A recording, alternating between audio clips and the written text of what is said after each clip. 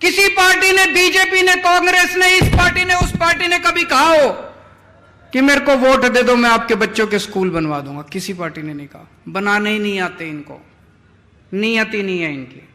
किसी पार्टी ने कहा हो कि हमारे को वोट दे दो, हम आपके परिवार के लिए अस्पताल बना देंगे, आपके लिए बिजली का इंतजाम? किसी पार्टी ने नहीं कहा। करना ही नहीं आता, नियत ही नहीं है इनकी। तो इन्होंने देखा कि भाई ये केजरीवाल की काम की राजनीति के सामने तो हमारी दाल नहीं गलेगी, तो उन्होंने षड्यंत्र रचना चालू किया मेरे खिलाफ कि केजरीवाल को रोको किसी भी तरह। पहले दिल्ली में था, फिर पंजाब में चला गया, अब गुजरात में वो कहते हैं ना, शेर की मांद के अंदर घुस गए, गुजरात के अंदर घुस गए। हमारी एंट्री हो गई गुजरात में। इस बार 14% वोट आए हैं। देख लेना 2027 में सरकार ना बन जाए तो हम लोगों की। अब ये गुजरात में भी चला गया, रोको इसको। तो इन्होंने क्या किया? इन्होंने षड्यंत्र रचा मेरे खिलाफ। इसके ऊपर कीचड़ फेंको, केजरीवाल के ऊपर कीचड़ फेंको, बोलो केजरीवाल भ्रष्टाचारी है, केजरीवाल भ्रष्टाचारी है। इन्होंने खूब कीचड़ फेंका मेरे ऊपर, लेकिन जनता ने उसका जवाब दिया। जनता कह रही है यार, कोई भ्रष्टाचारी आदमी सरकारी स्कूल बनाता है क्या? भ्रष्टाचारी आदमी तो प्राइवेट वालों से पैसे लेके सरकारी स्कूल बर्बाद करता है। कोई भ्रष्टाचारी आदमी सरकारी अस्पताल बनाता है क्या? फ्री में इलाज कराता है क्या? भ्रष्टाचारी आदमी तो प्राइवेट अस्पताल वालों से कमीशन लेके सरकारी अस्पतालों को बर्बाद करता है। जनता ने इनका यकीन नहीं किया। फिर इन्होंने मेरे 2 सबसे शानदार मंत्री गिरफ्तार कर लिए, मनीष सिसोदिया और सतिंदर जैन। सतिंदर जैन वो शख्स है जिसने फ्री बिजली देना शुरू किया था दिल्ली के अंदर। उसने सारा, बड़ा इंटेलिजेंट आदमी है वो, बड़ा इंटेलिजेंट आदमी है, सारा मेरे पास हिसाब किताब लेके आया। एक दिन बोला, सर जी दिल्ली की बिजली मुफ्त हो सकती है। मैंने कहा कैसे हो सकती है? तो कागज लेके आया, कहता है देखो सर इतने पैसे चाहिए, ऐसे बिजली मुफ्त कर देंगे। उसने दिल्ली के मोहल्ला क्लिनिक बनाए, उसने दिल्ली के सारे अस्पतालों में सारी दवाइयां मुफ्त कर दी। प्रधानमंत्री जी ने उसको जेल में डाल दिया। एक मनीष सिसोदिया है, भाई साहब 75 साल हो गए आजादी के, आज भी हमारे देश का एक गरीब आदमी अपने बच्चों को अच्छी शिक्षा नहीं दे सकता। 18 करोड़ बच्चे पढ़ते हैं सरकारी स्कूलों के अंदर। 18 करोड़ बच्चों का भविष्य अंधकार के अंदर है देश के अंदर। पूरे देश में सरकारी स्कूलों का बुरा हाल है। 75 साल के बाद भगवान ने एक शख्स भेजा, मनीष सिसोदिया। उसने दिल्ली के अंदर सरकारी स्कूलों में कमाल करके दिखा दिया। भाई साहब आप जितने लोग हैं, मैं मजाक नहीं कर रहा, मैं आपको न्योता दे रहा हूं, आप दिल्ली आओ, दिल्ली के किसी सरकारी स्कूल में घुस जाना, आपको यकीन नहीं होगा, शानदार 5 स्टार बिल्डिंग है हमारे सरकारी स्कूलों की। 99.7% नतीजे आए हैं। सरकारी स्कूलों के बच्चे इंजीनियर बन रहे हैं, डॉक्टर बन रहे हैं, रिक्शे वालों के बच्चे डॉक्टर, इंजीनियर, वकील बन रहे हैं। लोग अपने बच्चों को प्राइवेट से निकाल के, बड़े बड़े प्राइवेट स्कूलों से निकाल के अब सरकारी स्कूलों में भर्ती करा रहे हैं। और प्रधानमंत्री जी ने मनीष सिसोदिया को जेल भेज दिया। उस दिन मेरे को लगा, जिस दिन प्रधानमंत्री जी ने मनीष को जेल भेजा, कि देश के प्रधानमंत्री पढ़े लिखे तो होने चाहिए।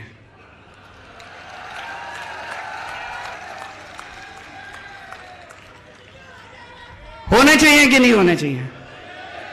अगर देश के प्रधानमंत्री पढ़े लिखे होते तो उनको शिक्षा का महत्व पता होता कि शिक्षा कितनी जरूरी है देश के विकास के लिए। अगर देश के प्रधानमंत्री देशभक्त होते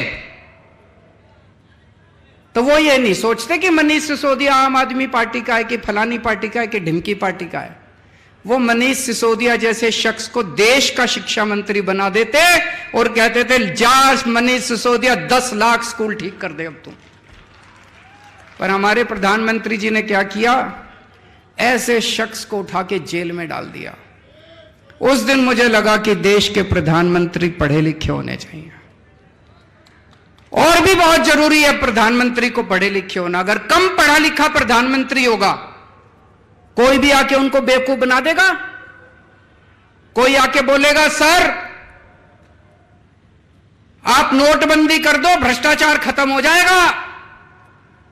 अब अगर कम पढ़े लिखे प्रधानमंत्री हैं, उनको समझ ही नहीं है, वो नोटबंदी कर दी उन्होंने, भ्रष्टाचार खत्म हुआ? वैसा का वैसा है, समझ ही नहीं। पढ़े लिखे प्रधानमंत्री होंगे, उनको अर्थशास्त्र की जानकारी होगी, विज्ञान की जानकारी होगी, टेक्नोलॉजी की जानकारी होगी, साइंस की जानकारी होगी। कम पढ़े लिखे प्रधानमंत्री होंगे, कोई भी बेवकूफ बना के चला जाएगा। कोई आके बोलेगा प्रधानमंत्री जी नोटबंदी कर दो, आतंकवाद खत्म हो जाएगा। हुआ आतंकवाद खत्म? लाइनों में लगा दिया, पूरे देश में धंधे बंद हो गए, चौपट हो गया पूरा देश। इतनी बेरोजगारी हो गई, लोगों के धंधे बंद हो गए, लाइनों में लोग मर गए। ना भ्रष्टाचार खत्म हुआ, ना आतंकवाद खत्म हुआ। कम पढ़े लिखे प्रधानमंत्री होंगे, कोई आके कहेगा प्रधानमंत्री जी सबसे थाली बजवाओ, जो तरंगे निकलेंगी उससे कोरोना भाग जाएगा। पूरे देश से थाली बजवा दी, चम्मच थाली, सारा देश। बोले प्रधानमंत्री कह रहे हैं तो होगा ही कुछ, भागा कोरोना। इसीलिए मैं कह रहा हूं देश के प्रधानमंत्री को पढ़े लिखे होना बहुत जरूरी है। आज यहां पे मध्य प्रदेश में इतना भ्रष्टाचार है, व्यापम घोटाला, मुझे लगता है आजाद भारत का सबसे बड़ा घोटाला होगा। कोई कह रहा 8,000 करोड़ का, कोई कह रहा 10,000 करोड़ का। 45 से ज्यादा लोग मर गए। प्रधानमंत्री जी ने किसी को जेल नहीं भेजा। क्यों? अपने थे सारे, अपने थे सारे। प्रधानमंत्री जी को मनीष सिसोदिया को जेल भेज दिया, व्यापम घोटाला दिखाई नहीं दिया। कोई मेरे को कह रहा था यहां पे एक WCD women and child department, उसमें 100 करोड़ का घोटाला हो गया। मामा जी उसके मंत्री हैं, उसमें फर्जी आंगनवाड़ी, फर्जी लाभार्थी, सारा फर्जीवाड़ा। 2200 करोड़ का कटनी हवाला। मेरे को आज मैं आ रहा था, कई सारी लिस्ट देके गए हैं लोग, इतने घोटाले, इतने घोटाले। किसी को जेल नहीं भेजते प्रधानमंत्री जी, किसी को जेल नहीं भेजते।